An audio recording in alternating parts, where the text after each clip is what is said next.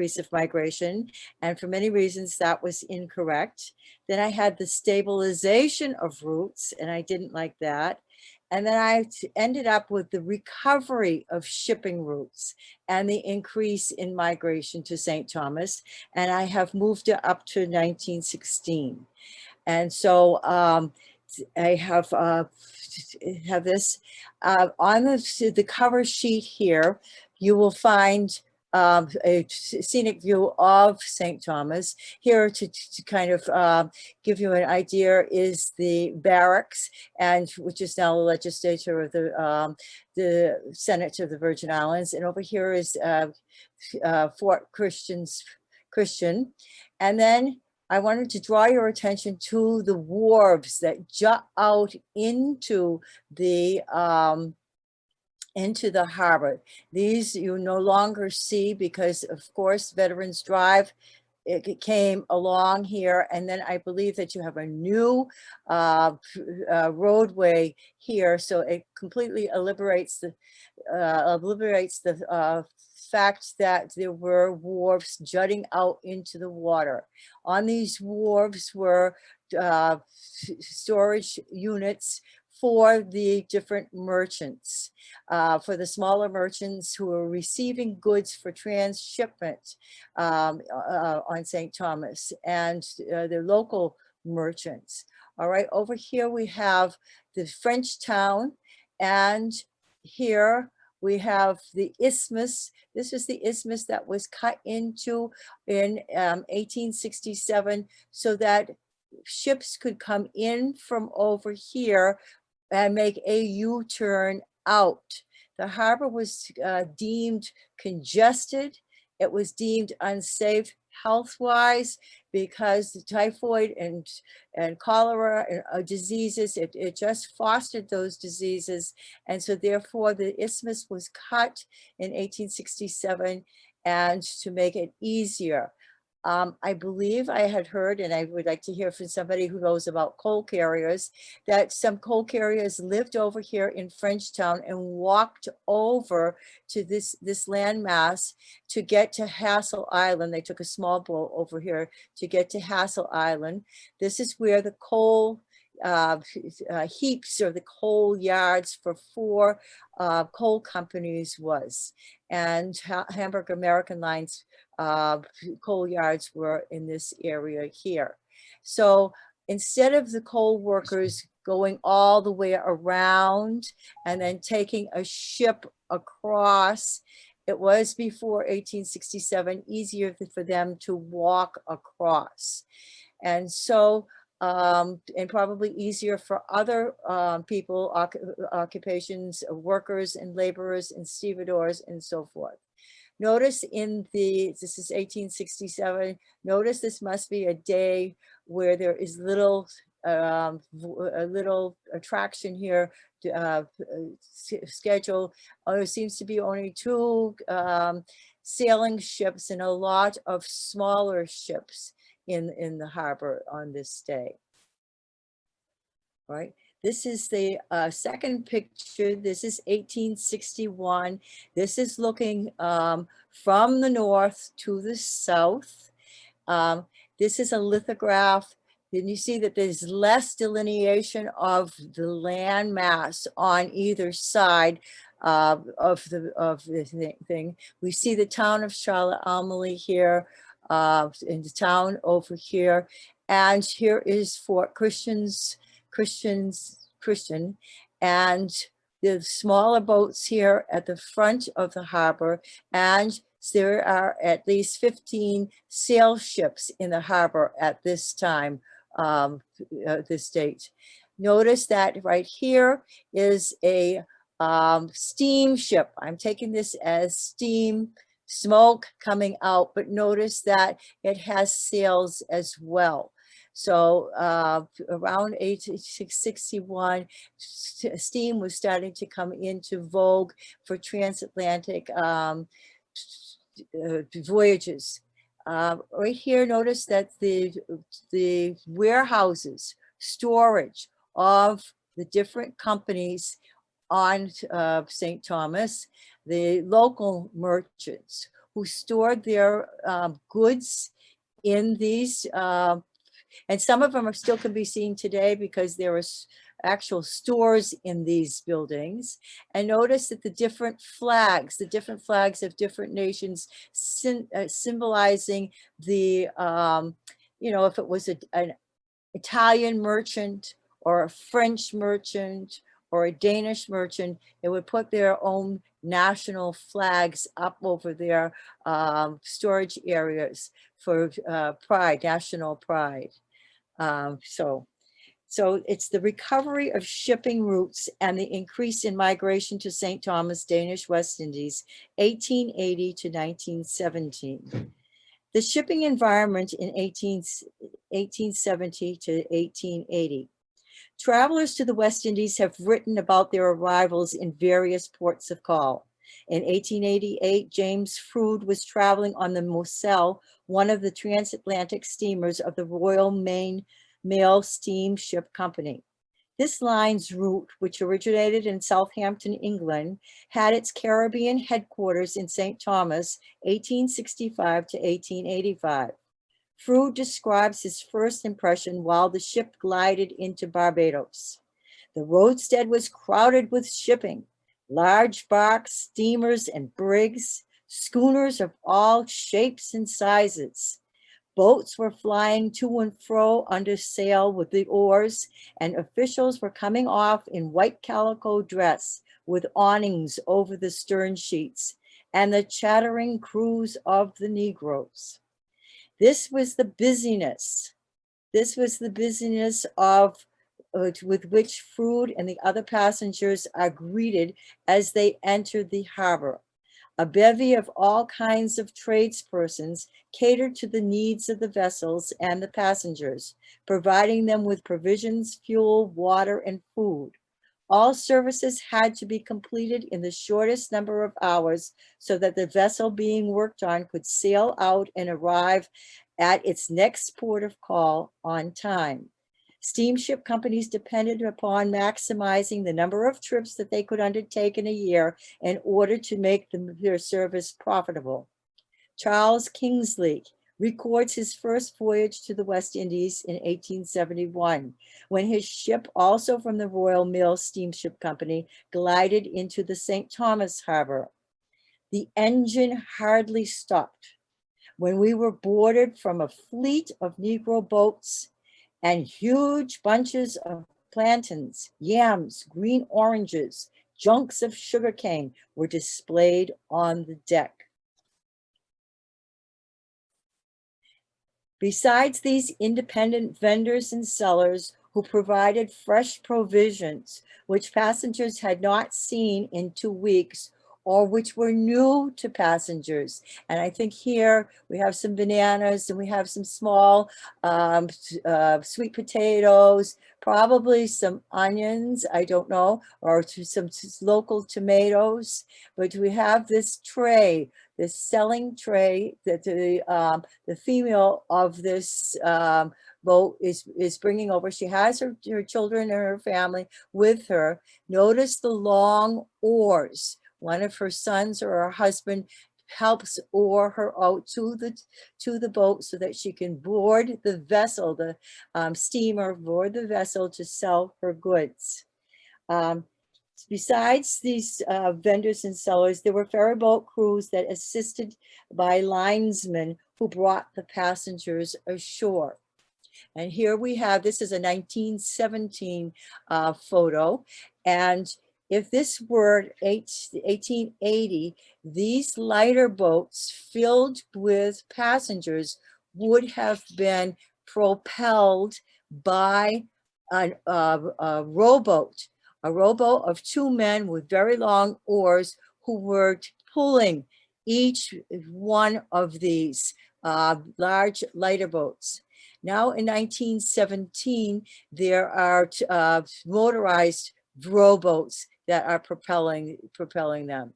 Notice that the ship in the background with 4 spouts, meaning 4 steam engines, is here in the middle of the harbor because they cannot come up to the docks. So these lighter boats are necessary to bring the visitors to shore. All right.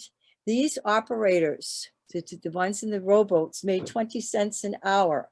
Additionally, there were a number of Afro-Caribbeans who had been hired by the steamship company as cargo men and porters. And you see the boats have been brought up to the dock here in St. Thomas by these long poles that these cargo men, these porters, cargo men, are using to bring the people up to the dock. Notice that here are the porters and the stevedores that are waiting for their luggage to come through and boxes of goods to come through to offload these and then to unload other cargo and mail that will go on that ship when it goes out of St. Thomas. Notice this woman has greeting the passengers, and she has her baskets of fruits and vegetables. As they unloaded manufactured goods from the incoming ship, others were loading the vessel for the onward journey. In 1917, the stevedore wages were $1 per day, according to Dubuis and Ferris. Just as soon as the gangplanks for the coaling yards were hastily erected, women dressed in white emerged from the coal heap. Located on Hassel Island, across from the town, were the coal heaps or yards of the 4 steamship companies. When a German or American coal barge tied up to Hassel Island coal yard site, women boarded the large open-air coaling barges and filled their baskets with coal. All right, so if you look closely at the picture, you see women coming up the gangplank with empty baskets. They come into these pits, these open-air barges that are filled with coal, and they scoop up baskets full of coal. And after they have their baskets filled, they go back out to Hassel Island and throw the coal on the heaps, on the coal heaps. This was the first part of their jobs as coal carriers. They brought in the coal that was delivered to Hassel Island, to the heaps at Hassel Island, and they were paid 1 penny a basket for doing this offloading of the barges. They could, according to LaMotta, they could offload 300 tons of coal in 36 hours. When an incoming vessel arrived, after it had discharged the passengers, it went over to Hassel Island to be refueled with coal. Then the female coal carriers were at the coal heaps, and they used the trimmers. Trimmers were shovelers who filled their baskets with 80 to 90 pounds of coal. They would run up a set of steeply inclined gangplanks to hold the hold of the awaiting vessel. And we can see these women here are coming down with empty baskets, and we can see these women here are going up with full baskets. And so they would run up the steeply inclined gangplanks to the hold of a waiting vessel, where they would be met by men who hurled the contents of their basket into the bowels of the ship. Coal carriers worked in all kinds of weather. Kingsley describes the scene. Black women were doing men's work with heavy coal baskets on their heads amid screaming, chattering, and language of which, happily, we understand little or nothing. For each basketful of coal, the women were given a token that they were supposedly able to redeem for 1 cent. Their goal was to carry 100 baskets each and make $1 per ship. So they were competing, they were working this dollar wage. The stevedores were getting $1. They wanted to make sure they were getting $1. However, 1/3 of their salary was given to the shoveler, the man in the coal yard who had loaded the coal into each woman's basket. While the boat operators and stevedores were making the highest rate of pay on the wharf, the coal carriers in 1892 were forced to accept 65 cents worth of their dollar. For such lowly wages, they resorted to live in the part of Charlotte Amalie behind the main streets. And here we see the long rows in which coal carriers, stevedores, other non-skilled laborers lived together in twos and threes, high density populations of people living in this housing area. In addition to men and women finding opportunities on the wharf, young boys waited patiently at the sides of the ship while it unloaded and refueled for passengers to throw down from the decks coins to them. They dived into the water to catch the 6 pieces that landed in the water. And these boys, in the morning times or when the ships came in, they served as oarsmen, ferrying goods back and forth from and to the incoming ships. In their leisure time, when there's no ships available, is when they were doing this diving for coins in order to make extra money. When they got the coins, they put the coins inside the inner side of their mouths to keep them safe. So this is a way that they were able to make a little bit of extra money. Background. The free port of St. Thomas was the Caribbean port closest to Europe. Its physical location at the center of the Caribbean and Central American trade was at the crossroads of many routes for shipping. As the original trade grew between 1850 and 1870, necessary services were initiated. Thus, a telegraphic company was established so that incoming and departing captains of ships could be advised of orders from their head offices, learn the weather conditions in nearby areas, and be warned of places where there were natural or political disturbances. The incoming ships from Europe called on St. Thomas to be refueled. Several companies, including the local Bronsted Coaling Company, had established facilities on Hassel Island. With this volume and diversity of shipping, it was said that, quote, St. Thomas shook hands with the world, unquote. With the work of dozens of female coal workers, the port could provide efficient bunkering. Additionally, repair slips for vessels, transshipment and storage warehouses for goods, and shipping provisioning were also provided by commercial entities which employed their own workers. The era of steamships started with the small engine paddle boats on rivers in the United States in the 1820s.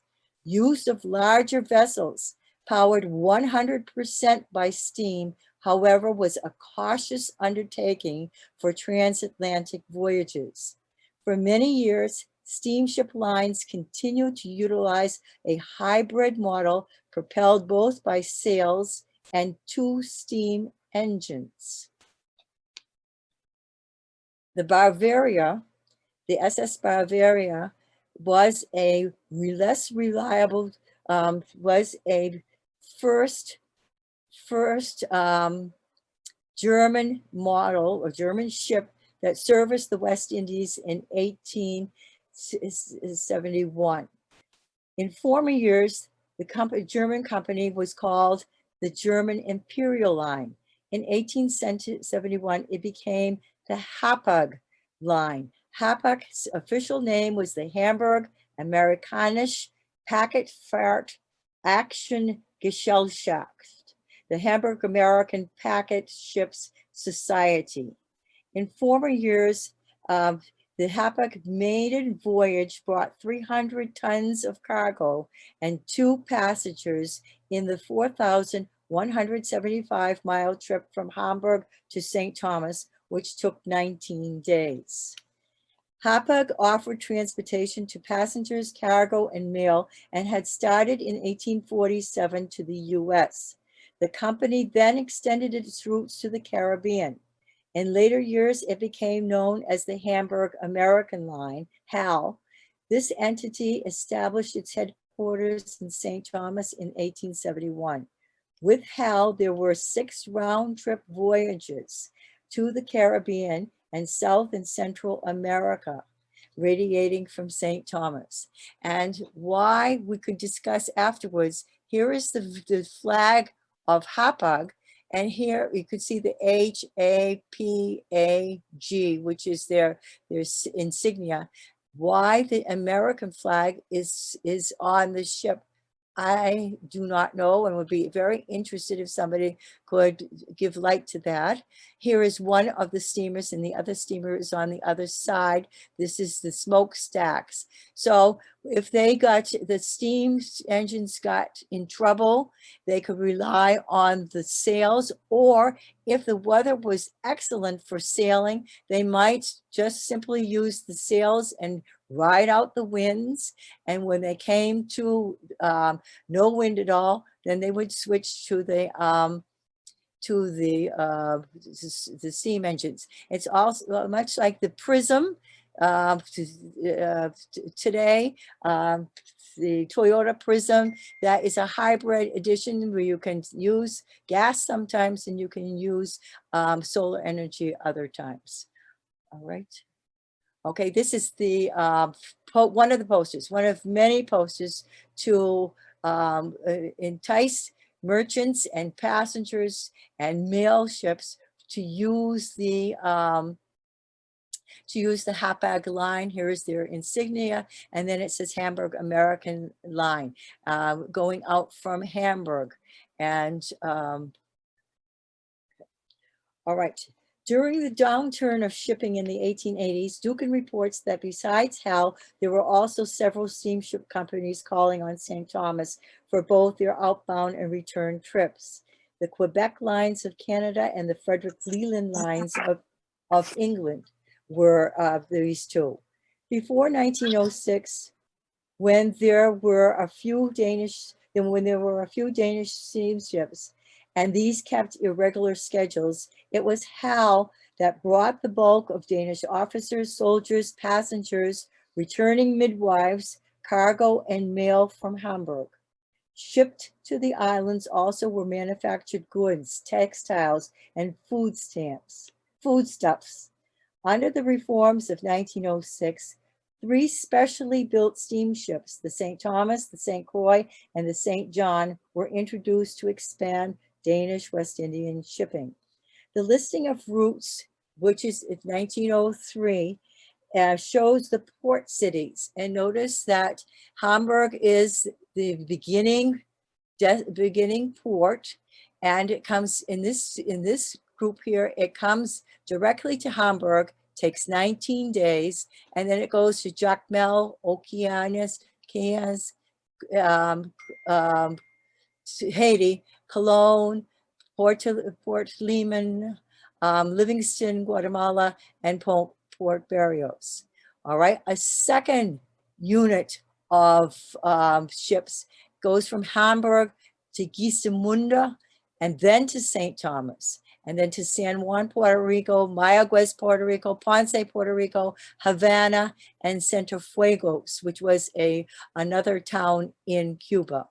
Then the third series goes from Hamburg to Antwerp, to Havre in France, then to St. Thomas, then to Tampico and Veracruz, Mexico. The 4th series goes to from Hamburg to Le Havre, France, St. Thomas, La Guaira, Puerto Cabello, and Curacao, Sevilla, and Cartagena, Colombia. And the 5th series goes from Hamburg to Kingston, Jamaica, then to Cologne, then to Port Limon, and so forth. And you can see where there was some switching around here that it has one set of cities in different Caribbean and Central American areas, and then it alternates with another set that are in Haiti. So they had several different places in Haiti that they brought brought transported passengers and cargo and so forth. And then we have here three cities in Mexico where they visited, and then here to South America.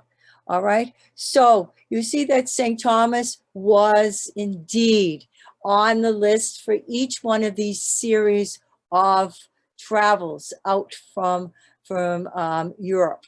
So St. Thomas definitely was the crossroads of shipping here.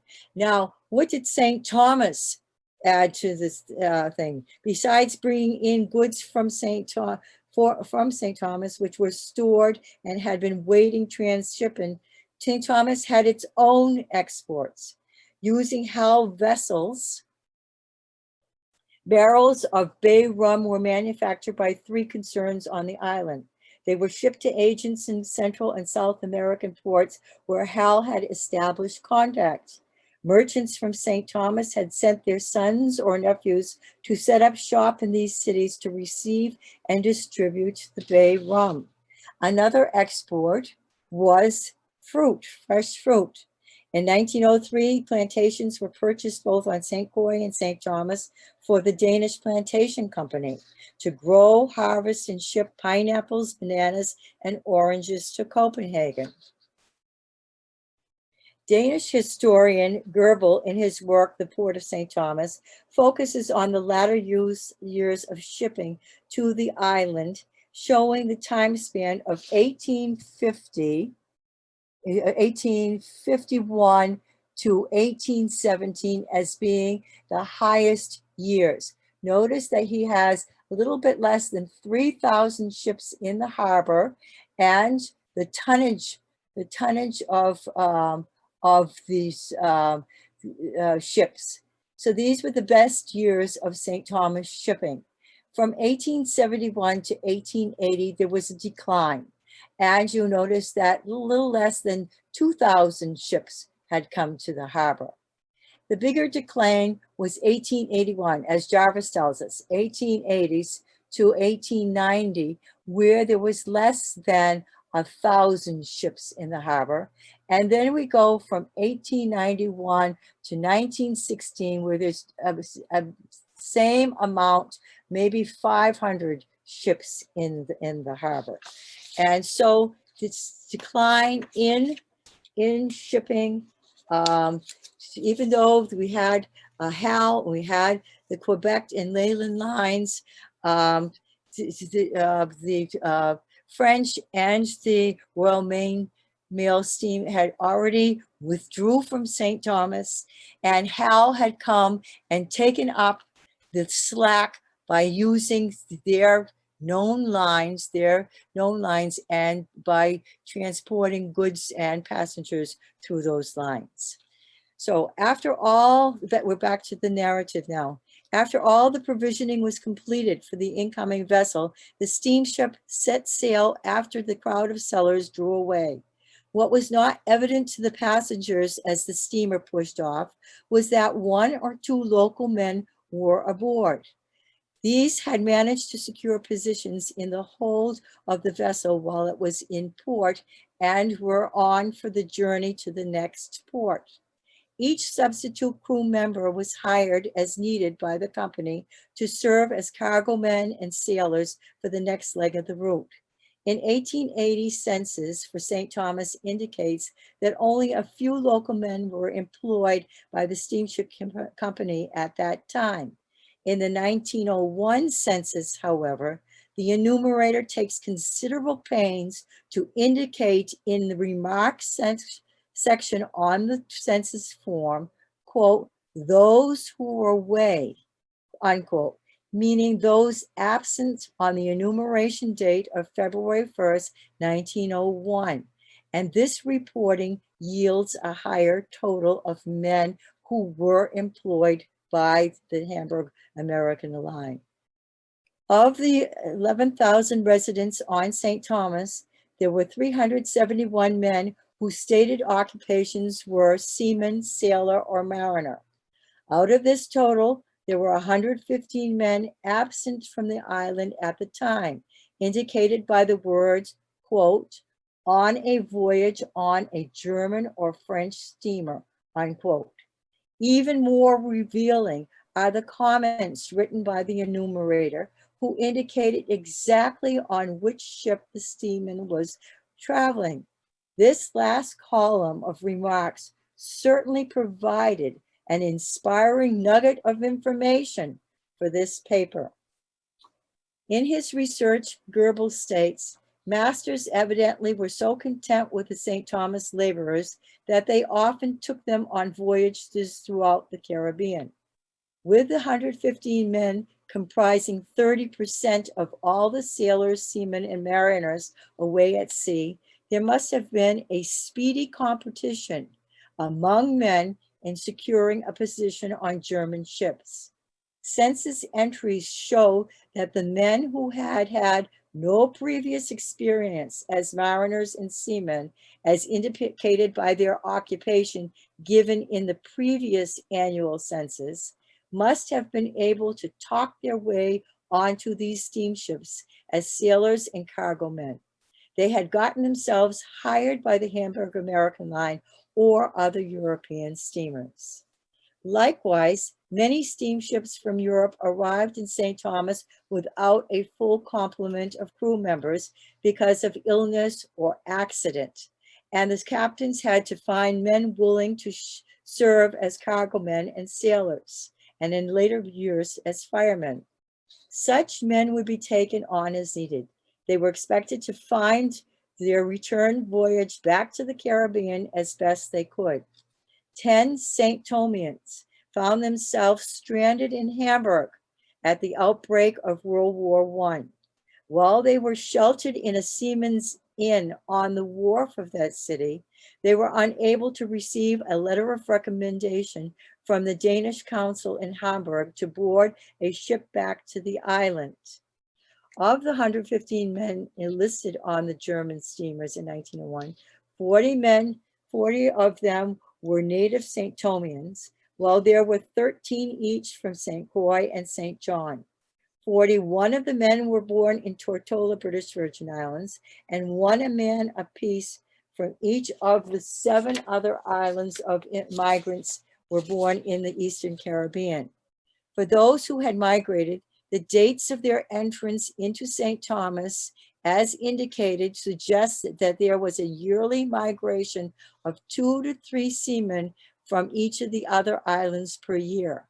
The greatest years of migration being 1880 and 1885. As the Hamburg American Line grew in the Caribbean, the company operated 6 routes to South and Central America every 2 weeks, in which St. Thomas was a stop. The Tidner reports that there were 5 house steamers in port on most days, 1880, in the years 1880, 1901. Jarvis makes the cogent wry observation. When the other nations were withdrawing their ships from regular schedules, in St. Thomas, the Germans were building a maritime empire. Hal was the fast growing into the greatest employment concern, and its ships called almost daily for certain periods. Eventually, the large volume of trade handled and the widening of the German horizon made it necessary for permanent capital investment to be made. The German wharf was extended to enable it to care for the largest ships in the West Indies. The whole German trading contributed $500,000 per year for St. Thomas. Jarvis's words, quote, almost daily for certain periods, quote, indicates that there were seasons which German ships were most prevalent in the harbor. Dukin gives the following figures, which are more exacting of ships during the same years of Hal's operation. In 1875, there were 353 ships. In 1880, there were 415 ships. And in 1903, there were 370 ships. Now we go on to St. Thomas participation. Two St. Thomians, Wallace Dahl, age 19, and Jacinto Smith, 46, were off to Colon in Panama in the Hercinia, which was from the port of St. Thomas, called in at Colon, and then Puerto Colombia, and then returned via Haiti to St. Thomas.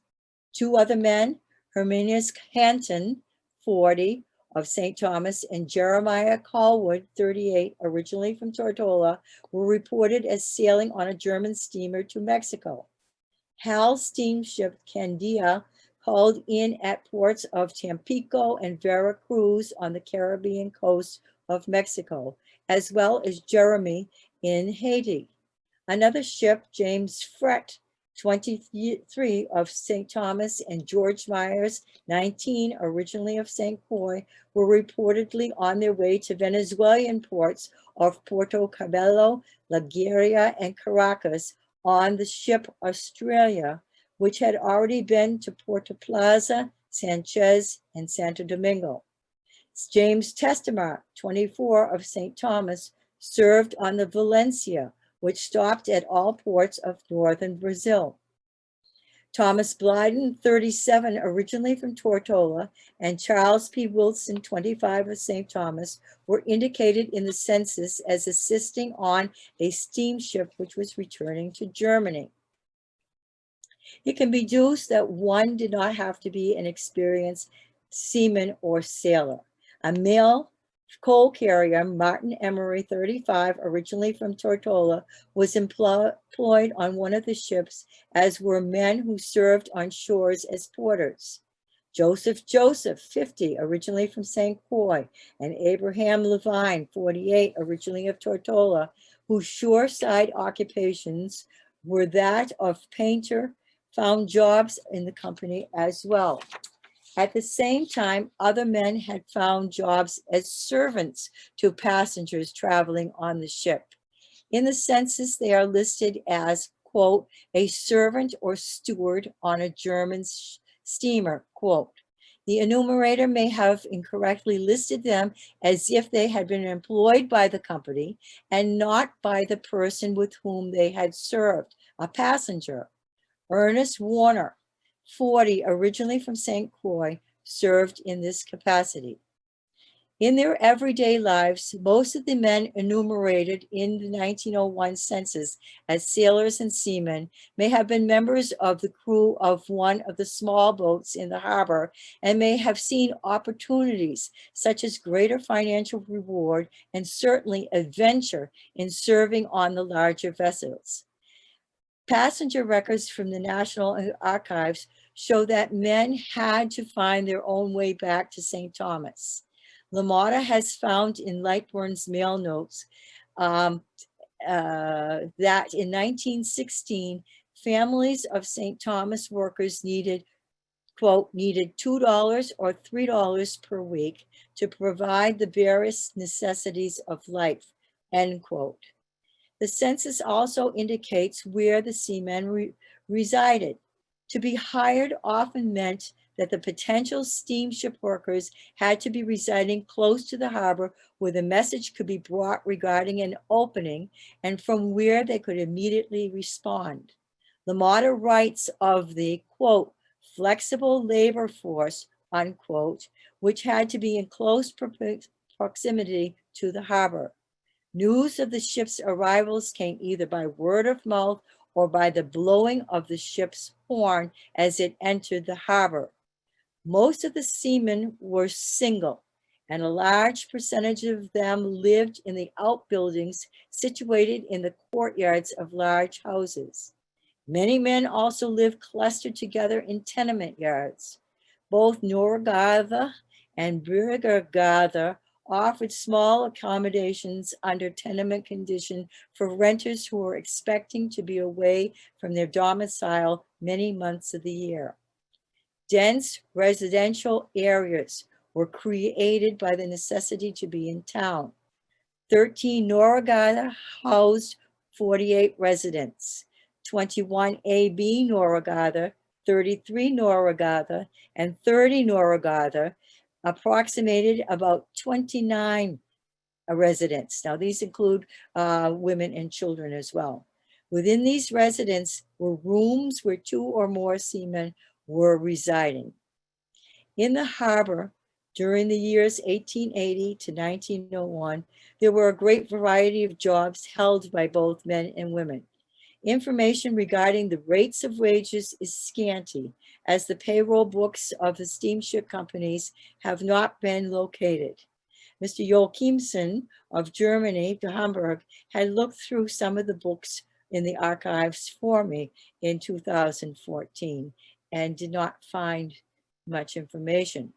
Thus, the dollar per day wage of the stevedore was the benchmark for salaries among non-skilled workers. In 1892, it was the 1,000 female coal workers or coal carriers who protested the low value be given for their hard-earned token, and the slogan "A dollar for a dollar" was created. In 1916, they again struck for higher wages. Conclusion. So when opportunities such as working on the large steamships arose, those men willing and able pursued what must have been a great adventure and a chance to earn higher wages. For the 43 years of HAL's operation in St. Thomas, I have examined some of the sociological aspects of employment in the harbor that were beneficial to the employees in this period of recovery. At the outbreak of World War I, legal European shipping was halted. HAL had a hand in illegal shipping and a political motivation of the German Empire. And of course, you know, this phase of the ladder shipping has been examined by Marie Caron. I thank you very much.